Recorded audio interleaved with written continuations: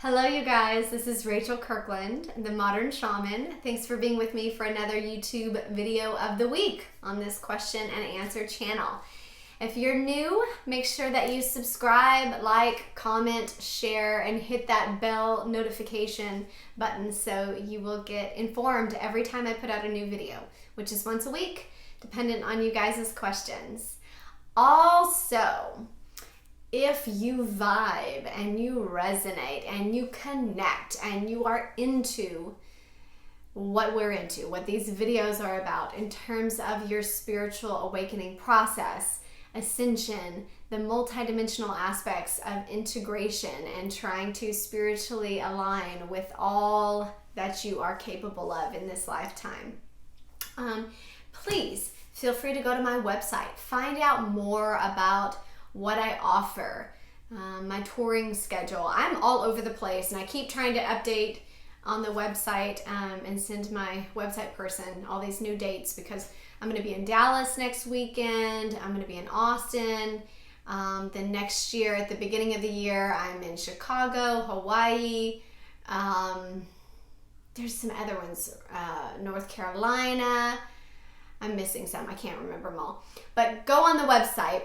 All of my tour dates are on there so that you can find time, and maybe I'm in your area, to meet with me in the flesh, have a session, look at my lecture schedule and seminars that I'm offering, as well as teaching, my programs, my mentorship. There are so many ways to get connected, all right? Or maybe this is just your way, but there's a ton of ways that I offer in terms of even one-on-one sessions, sitting with me on Skype or phone or in person here. I'd love to follow up with you if you have a sincere desire and heart to go further in your connections with the spirit realm. So the website is themodernshaman.net. Visit there and connect with me. Reach out. Even just to tell me you watch these videos. I love hearing that. It's like, they go out into the void in the cosmos. So I love hearing from you guys. All right, here comes the question. I'm going to get down to it finally. It says, "Hi Rachel, can you do a video on listening to your gut instincts, especially when everyone around you is urging you to do something and it doesn't feel right? This is a video request from my son. Thank you for everything that you do." Okay, son. Yeah, she sent this in to me a little while back, and I had to put it in the queue. I have like a lineup of video requests that you guys have sent in. So I remember when I got this from her. It's a good one. All right, so advice on listening to your gut instincts. First, I will say this is a psychic sense, my son. I want to say Daniel's son. I want to go Mr. Miyagi on you. No, but this is a psychic sense. Your gut instincts, what we call this in the waking world, right? We call it our gut instincts or our mother's intuition or following our gut or following our vibe. This is actually claircognizance. This is a strong psychic sense. It's the most predominant one in most people, but it's also the most overlooked because there's not a lot of verifiable fact for it. It's just a feeling. It's just a hint, hunch. It's just a knowing. It's just like, I know what I know. I don't know why I know it, but I know it. This is your claircognizance. And this sense of knowing with your instincts in your gut will get stronger and stronger the more that you validate it, the more that you have confidence in it, the more that you walk in that sense of faith and trust of the information that you're receiving, of the knowing that you believe in. So it's not just any old thing. You are psychic. And there is a sense of non-physical communication happening here. That's the first thing I'll tell you. Don't overlook it. Don't think it's a small, trivial sense of guidance. It is not. It is not at all. And the more that you follow it, the more that you'll find that. Okay, so let's get down to advice. Let's break it down. I'm going to give you 3. How about that? 3 pieces of advice about following your gut instinct. No, seriously though, I'm gonna break it down like that. First thing I will say is to know your inner voice. Okay, this is my first piece of advice for you, is to truly learn and know your inner voice. No one else can do this for you, and it sounds different for every person. This is one of the first things that we develop as we are growing and maturing in our sense of self as a human being and a soul being, right? Having a human experience here on this planet is trying to learn this internal guidance and what this inner voice of your higher self, of your highest perspective, and this voice, what it sounds like to you and how to identify it, okay? This is, when I was young, this is what I thought was the Holy Spirit, right?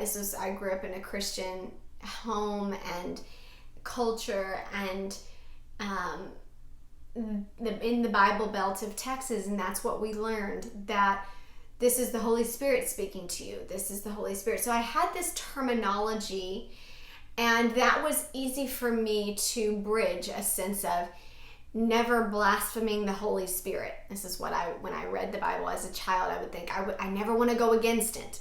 I never want to go against that voice inside of me, whether it's claimed and titled your conscience. It's all semantics. It doesn't matter what you call it. Knowing that inner voice and being able to identify it as your own inner guidance is pivotal for you, for everyone. I'm using that you as the questioner, as well as the universal you, all of us that are trying to navigate this human realm as a soul, because this is our own true voice, okay?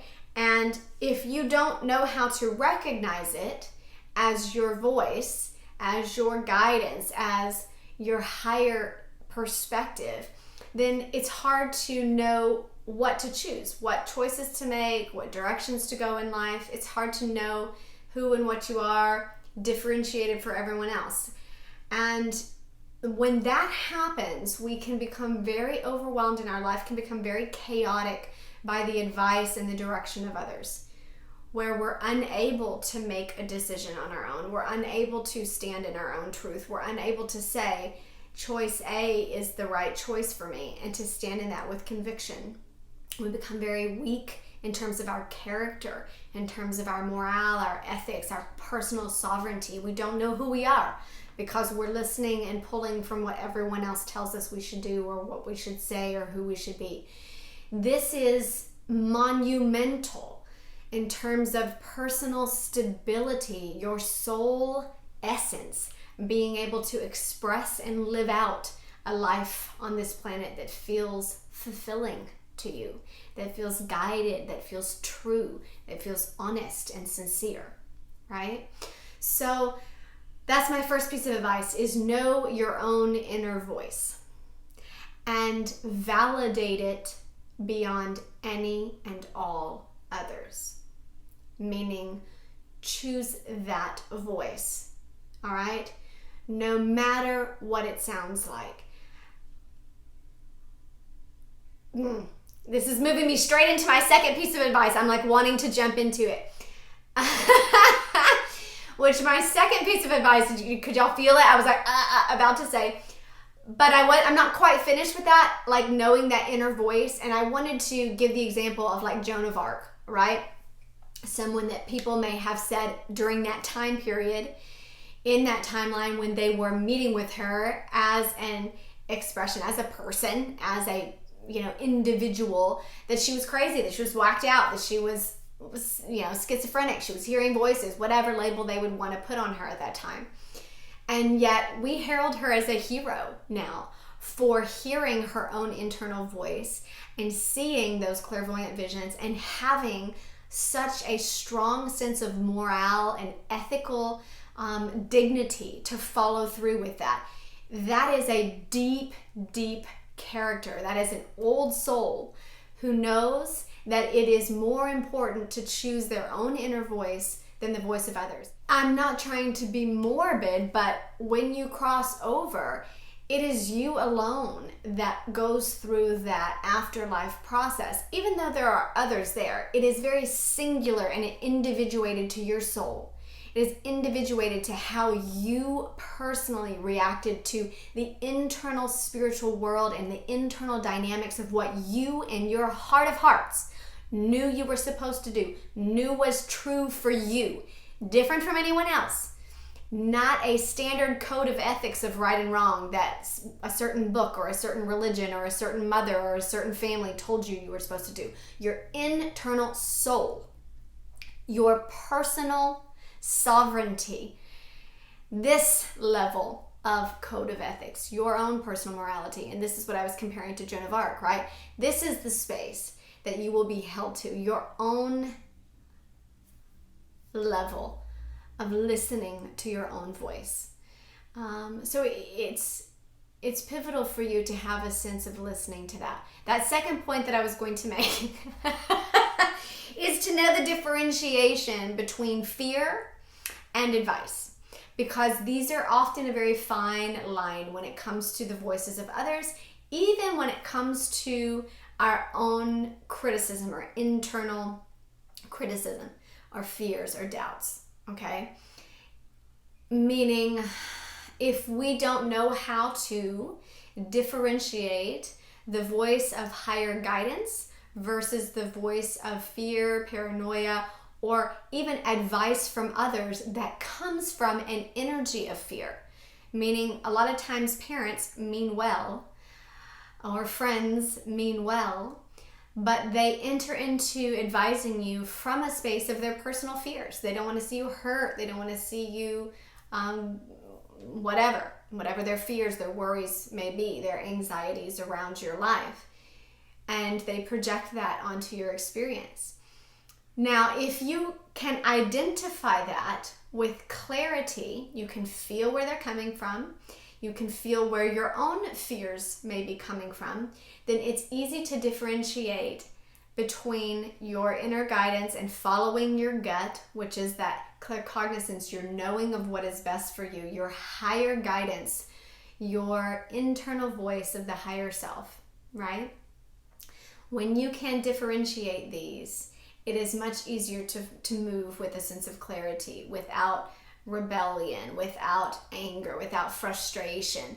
There can be compassion for those people that are coming to you with their own fears, because you realize it is a space of concern for you. And I'll give you an example here. When I was 21, early 20s, when I decided to become an inner city missionary. And I was like, this is what I'm doing. I'm going. My parents dropped me off there. They drove me to Oakland and dropped me off at the duplex that I was going to live in. And when they saw the neighborhood, they freaked out. They were like, oh my gosh, I'm dropping off my single daughter, like this little petite blonde little thing, and I'm dropping her off in this, drug-infested, high crime, chaotic, scary place, right? This is what it looks like to our externals. I mean, that's what it was in the material realm. And I felt very extremely committed to spirit for why I was there. I knew why I was there. I knew what I was supposed to be doing there. And I had an extreme personal level of ethics, morale, and commitment to my own inner voice, my own inner direction. And my parents' fears were like putting on the brakes, like, no way, we're not dropping you off here. Like, my father still says that was like the hardest day of his life. Like, that was the hardest drive away that he ever did, driving back down into Southern California after he left me up there. And he wrote me letters like, just please reconsider and all of this.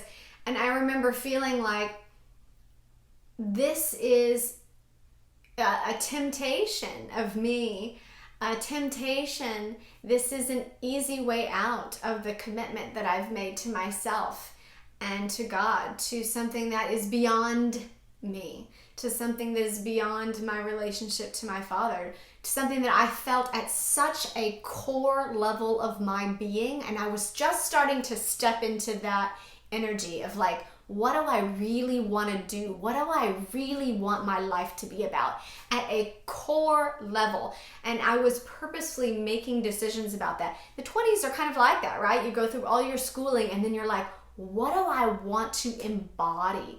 What do I want my message to be, my purpose to be, my legacy? What do I want to offer and be and emanate? So these choices felt very profound to me at that age, even in my naive awareness. And I was being naive. It's not like I knew all that was going to come from that year. But I made that ethical choice, and I was able to say point blank, these are your fears, and say that to my father or in an email or a letter and say, these are your fears, and this is becoming burdensome to me. Can you please let me live out what I know is right for me? And in a loving space, not in a defiant or rebellious space, but saying, I love you, but I have to do what's best for me. I have to do what is in alignment with my soul, with my purpose, with my relationship with the non-physical, with my relationship with God, with my relationship with Source, with my relationship with my Creator, with my relationship of why I'm here and what I feel like I'm going to have to own up to after I pass. You see what I'm saying? These are the things that we are needing to step into and being able to say to someone, again, not in defiance, not in rebellion, but in a space of love and compassion of I see you and I see your fear and I recognize it, but I still have to step through this door or walk this path or take this journey, because for me, it is at a level of personal devotion. It is at a level of personal ethic and morality of who I am, what my sense of decision, and I love you, but I have to do what's best for me. It's a beautiful phrase to kind of come back to for those that are lovingly advising you, but essentially still projecting on you from a space of fear. And I love my father. And I'm sure I probably do the same with my children. It's a reflex. It's a primal sense of protection that often comes out from those that we love. And that's okay. There's no judgment there. But there is awareness and wisdom in what's going on. Okay. My third piece of advice right here is to make peace with yourself.